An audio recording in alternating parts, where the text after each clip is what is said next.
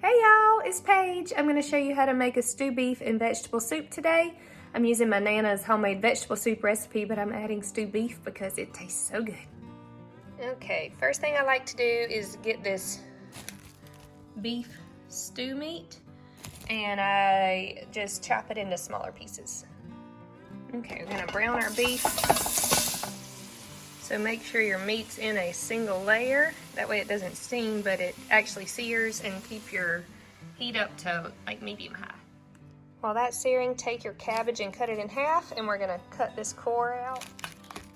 Cut out that hard core. All right, now we wanna flip this meat and sear it on the other side. So just give it a good toss. Try to get any red pieces facing down. Okay, then we're just gonna slice our cabbage.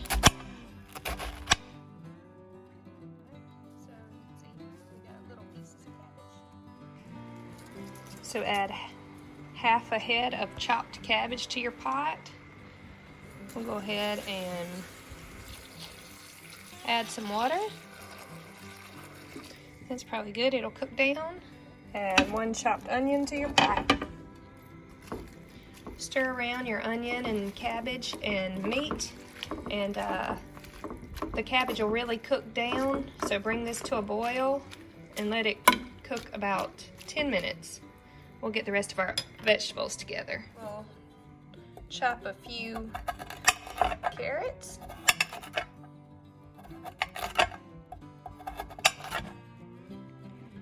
So I'm going to put a bag of frozen lima beans. I'm going to drain my corn and green beans and add those. You can use frozen as well. Carrots, and I'm going to chop up these red potatoes because I need to use them. You can leave out any vegetables you don't like and add vegetables you do like. You can leave out the potatoes for more low carb. Lots of options. Time to add all of our vegetables. Okay, our vegetables are in there. Time to stir them around.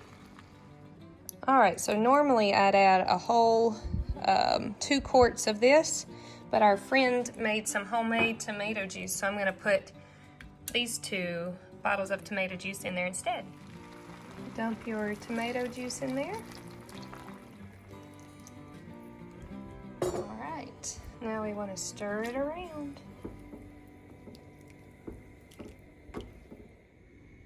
Add a tablespoon of salt. Maybe even 1 more. We're gonna taste it.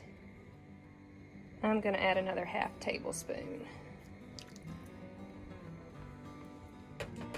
We really like pepper, so I'm gonna add about 3/4 a tablespoon of pepper.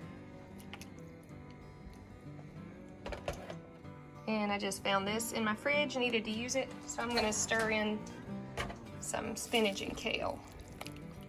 It's the great thing about this soup, you can use a lot of vegetables that are getting past their prime in your fridge.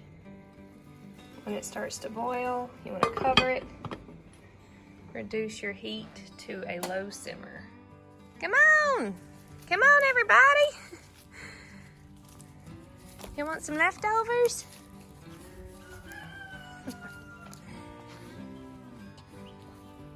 All right, after 1 hour of cooking,